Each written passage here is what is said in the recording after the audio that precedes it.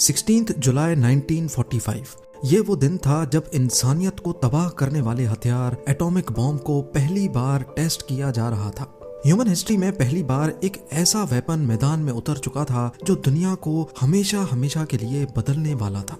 इस atomic bomb को बनाने वाले फिजिसिस्ट जे रॉबर्ट ओपेनहाइमर थे और इनको जर्रा बराबर भी इल्म नहीं था कि इनका बनाया हुआ हथियार वाकई में इतना ज्यादा खौफनाक भी हो सकता है।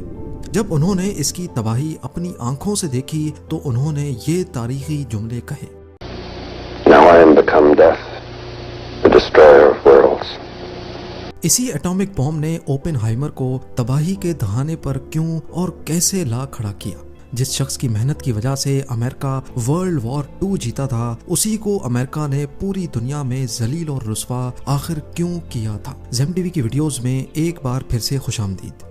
नाजरीन, ओपेनहाइमर ने अपनी जिंदगी में कारनामे तो बहुत से सर अंजाम दिए थे, लेकिन इनको इतिहास में हमेशा फादर ऑफ एटॉमिक बॉम्ब के तौर पे याद रखा जाएगा। 1904 में पैदा हुए और सिर्फ 18 साल की एज में केमिस्ट बनने का ख्वाब इनको हार्वर्ड ले गया।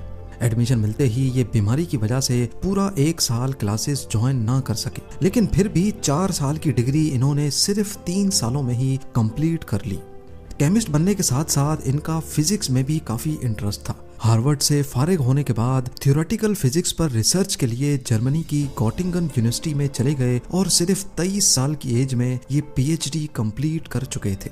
उनकी नेचर थी कि वो किसी से ज्यादा घुलते मिलते नहीं थे, बस अपनी रिसर्च पे ही इनकी ज्यादा अटेंशन हुआ करती थी।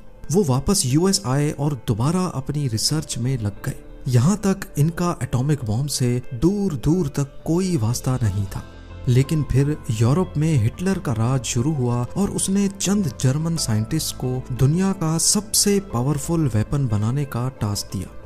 अब यहाँ एंट्री होती है एल्बर्ट आइंस्टाइन की। जी हाँ, आइंस्टाइन ने हिटलर का ये खतरा भांप लिया और अमेरिकन प्रेसिडेंट रोजवेल्ट को एक लेटर लिखकर कहा कि हमें भी इस तरह का वेपन तैयार करना चाहिए, वरना कल को हिटलर हम पर हावी हो सकता है।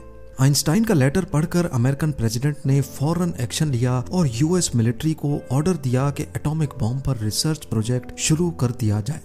इस मशहूर जमाना प्रोजेक्ट को आज दुनिया मैनहट्टन प्रोजेक्ट के नाम से जानती है।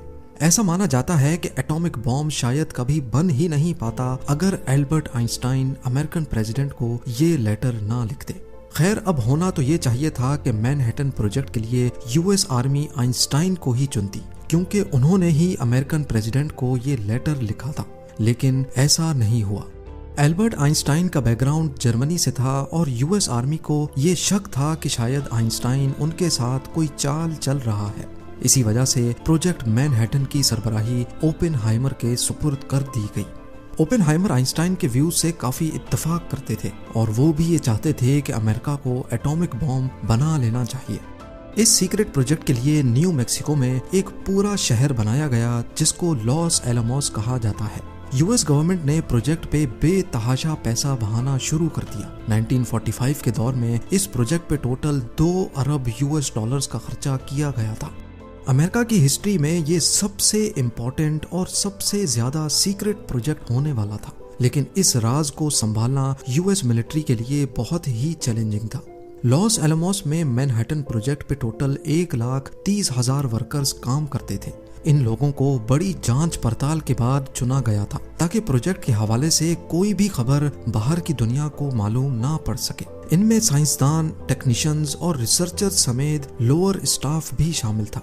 सबको ये डायरेक्शंस दी गई थी कि प्रोजेक्ट के हवाले से वो किसी को कुछ ना बताएं, हत्ता कि अपनी फैमिलीज को भी नहीं। यहाँ कोई भी एक दूसरे को असली नाम से नहीं जानता था, सबको एक जाली नाम दिया गया था और प्रोजेक्ट साइट का ये रूल था कि अगर किसी का असली नाम लीक हुआ तो उसको सजा दी जाएगी। यहाँ लेटर्स आते थे लेकिन फेक एड्रेस पे। वो एड्रेस था पीओ बॉक्स 1663 न्यू मैक्सिको। यहाँ तक के ऑफिशियल लेटर्स में सिटी नेम भी मेंशन नहीं किया जाता था। लेटर्स की सेंसरशिप के लिए यहाँ सेंसर डिपार्टमेंट पहले तमाम लेटर्स को खोल के पढ़ता था और उसके बाद वो आगे भेजा जाता था। इसी तरह यहाँ से भेजे जाने वाले लेटर्स भी पहले पढ़े जाते थे। प्रोजेक्ट साइट के अंदर आने के लिए सख्त सिक्योरिटी रखी गई थी वर्कर्स एंट्री पास के बगैर ना अंदर जा सकते थे और ना ही एग्जिट पास के बगैर यहाँ से बाहर निकलना मुमकिन था। यहाँ तक के लॉस एलमोस में पैदा होने वाले बच्चों के बर्थ सर्टिफिकेट में भी सिटी नेम नहीं बल्कि सिर्फ PO बॉक्स 1663 लिखा होता था। ये सब सिर्फ इस वजह से किया जा रहा था ताकि एटॉमिक बॉम्ब से जुड़ी कोई भी छोटी सी इंफॉर्मेशन लीक ना हो सके। ओपेनहाइमर प्रोजेक्ट मैनहट्टन से पहले ही न्यूक्लियर फिजन पर रिसर्च कर चुके थे। ये एक ऐसा रिएक्शन होता है जिसमें एटम्स को स्प्लिट करके हद से ज्यादा एनर्जी पैदा की जा सकती है। कुदरत में पाया जाने वाला सबसे भारी एलिमेंट यूरेनियम होता है। यूरेनियम के एक एटम में 92 प्रोटॉन्स और 146 न्यूट्रॉन्स होते हैं, जिनको अगर मिला लें प्लस कर लें तो यूरेनियम का टोटल एटॉमिक मास सामने आता है जो है 238। अब साइंसदानों ने कई एक्सपेरिमेंट्स और रिसर्च के बाद ये नतीजा निकाला कि अगर यूरेनियम 238 को एक खास प्रोसेस से गुजारा जाए तो इसमें से यूरेनियम 235 निकलता है और ये इंतहाई अनस्टेबल एलिमेंट है। यानी अगर एक न्यूट्रॉन को इस नए यूरेनियम 235 के साथ कोलाइड करवाया जाए तो यूरेनियम स्प्लिट हो जाता है और नाकाबिले यकीन मिकदार में एनर्जी पैदा करता है। स्प्लिट होते ही नए न्यूट्रॉन्स निकलते हैं जो दूसरे यूरेनियम 235 एटम से मिलते हैं और ये रिएक्शन बार बार रिपीट होता है। ये सारा चेन रिएक्शन सिर्फ चंद माइक्रो सेकेंड्स के अंदर अंदर पूरा हो जाता है और सारे रिएक्शंस का निचोड़ हमें एक जोरदार धमाके और एनर्जी रिलीज की सूरत में देखने को मिलता है। अगर एक न्यूक्लियर बॉम्ब को नॉर्मल TNT बॉम्ब से कंपेयर किया जाए तो ये हाथी को चूंटी से मिलाने जैसा ही होगा।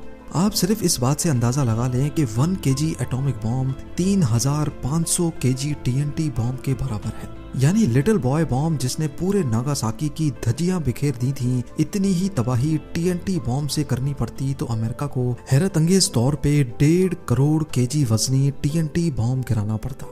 ये इतना ज्यादा वजन है कि आज के दौर में भी कोई जहाज इसको नहीं उठा पाएगा। एटॉमिक बॉम्ब में यूरेनियम को इस्तेमाल करने का सबसे बड़ा नुकसान ये था कि यूरेनियम एक नेचुरल एलिमेंट है और जाहिर है ये एक लिमिटेड क्वांटिटी में ही माइन किया जा सकता है। रिसर्चर्स ने यूरेनियम की टक्कर का ही एक नया एलिमेंट बनाया जो नेचुरल भी नहीं था और जो यूरेनियम 235 से भी ज्यादा अनस्टेबल था। ये एलिमेंट था प्लूटोनियम 239। अमेरिका को प्रोजेक्ट मैनहट्टन पूरा करने की बहुत ज्यादा जल्दी थी क्योंकि एक तरफ तो वर्ल्ड वॉर 2 चल रही थी, दूसरी तरफ अमेरिका को ये भी खतरा था कि कहीं जर्मनी उनसे पहले ये बॉम्ब ना तैयार कर ले। आखिरकार 16 जुलाई 1945 को दुनिया का पहला एटॉमिक बॉम्ब तैयार हो चुका था और अब बारी थी इसको टेस्ट करने की। जब इसको डेटोनेट किया गया तो इसकी शिद्दत देखकर पूरी दुनिया खौफजदा हो गई। ओपेनहाइमर समेत दूसरे साइंटिस्ट जो इस प्रोजेक्ट का हिस्सा थे वो खुद भी इस हथियार से खौफजदा हो गए। ह्यूमन सिविलाइजेशन को खतरे में डालने वाला ये पहला हथियार था जो अब इंसानों के हाथ लग चुका था। इसके इंसानियत पर क्या असरात बर्पा हो सकते हैं ये जाने बगैर अगले ही महीने अमेरिका ने इसको जापान के शहर हिरोशिमा और नागासाकी पे इस्तेमाल कर डाला। इन दोनों हमलों में 2.5 लाख से भी ज्यादा लोग जान से हाथ धो बैठे। 6 दिनों के बाद जापान ने अमेरिका के सामने हथियार डाल दिए और यहीं पर हुआ वर्ल्ड वॉर 2 का दी एंड। अब यहाँ आपको लग रहा होगा कि ओपेनहाइमर के कारनामों की वजह से अमेरिका इनसे बहुत खुश हुआ होगा और उनको नोबेल प्राइज देगा, पर ऐसा हरगिज नहीं था। ओपेनहाइमर ने शुरुआत में बहुत अफसोस का इजहार किया क्योंकि उनकी इस क्रिएशन की वजह से लाखों इंसानों की जान जा चुकी थी। इस वाक़े ने उनको अंदर से पूरी तरह तोड़ दिया था और उन्होंने खुद को दुनिया से अलग करना शुरू कर दिया। अगर वो चाहते तो अमेरिका की ये ताकत मिनटों में कहीं और भी शिफ्ट कर सकते थे। इसी वजह से ओपेनहाइमर अब यूएस का एक बहुत ही नाजुक असासा साबित हुए और अमेरिका की मुख्तलिफ एजेंसीज ने ओपेनहाइमर पर नजर रखना शुरू कर दी। लेकिन फिर वही हुआ जिसका डर था। 1949 में अमेरिका के सबसे बड़े दुश्मन सोवियत यूनियन ने अचानक एटॉमिक बॉम्ब्स के धमाके दुनिया को सुना दिए। टेक्नोलॉजी लीक हो चुकी थी लेकिन हुई कहां से इसका अंदाजा अमेरिका को नहीं था। सबका शक ओपेनहाइमर पर गया क्योंकि उनकी गर्लफ्रेंड भी कम्युनिस्ट पार्टी की मेंबर थी और उनकी बीवी भी पहले कम्युनिस्ट पार्टी का हिस्सा रह चुकी थी। अमेरिका की कम्युनिस्ट पार्टी के सोवियत यूनियन के साथ काफी क्लोज टाइज हुआ करते थे, पर खुद ओपेनहाइमर को पॉलिटिक्स में कोई इंटरेस्ट नहीं था। अमेरिकन प्रेसिडेंट ने ओपेनहाइमर और स्टेट सीक्रेट्स के दरमियान अब एक पर्दा डालने का हुक्म दिया। एक इंक्वायरी बिठाई गई जिसमें ओपेनहाइमर पर सोवियत का एजेंट होने का इल्जाम लगाया गया। वो अपने बयान पे डटे रहे कि उनका कम्युनिज्म और सोवियत के साथ कोई लिंक नहीं है। किसी के पास कोई सबूत भी नहीं था, लेकिन फिर भी फैसला उनके खिलाफ ही आया। जो एक वक्त ताकतवर साइंसदान का दर्जा रखते थे, उनको मिनटों में जलील करके उनकी सिक्योरिटी क्लियरेंस और प्रोजेक्ट के सारे राइट्स छीन लिए गए। एल्बर्ट आइंस्टाइन समेत साइंटिफिक कम्युनिटी ने इस फैसले के खिलाफ आवाज उठाई, लेकिन कोई फायदा ना हो सका। अगले कई साल ओपेनहाइमर खामोशी से जिंदगी गुजारते रहे और गवर्नमेंट प्रोजेक्ट से दूर ही रहे। फिर करीब 7 सालों के बाद 1961 में John F Kennedy American president बने तो उन्होंने ओपेनहाइमर को ऑफर दी कि वो एक नया फ्री एंड फेयर ट्राइब्यूनल बनाएंगे, जिससे उनकी सिक्योरिटी क्लियरेंस दोबारा से वापस मिल सकती है। लेकिन इस बार ओपेनहाइमर ने इनकार कर दिया। जॉन एफ कैनेडी जानते थे कि वो बेकसूर हैं, इसी वजह से उन्होंने ओपेनहाइमर को अमेरिका का सबसे बड़ा साइंटिफिक अवार्ड भी दिया। पर तब तक बहुत देर हो चुकी थी। ओपेनहाइमर को कैंसर डायग्नोज हुआ और 1966 में वो चल बसे। उनकी एशेज यूएस वर्जिन आइलैंड्स के एक बीच पर बहा दी गईं, जो आज ओपेनहाइमर बीच के नाम से जाना जाता है। उम्मीद है जेम टीवी की ये वीडियो भी आप लोग भरपूर लाइक और शेयर करेंगे। आप लोगों के प्यार भरे कमेंट्स का बेहद शुक्रिया। मिलते हैं अगली शानदार वीडियो में।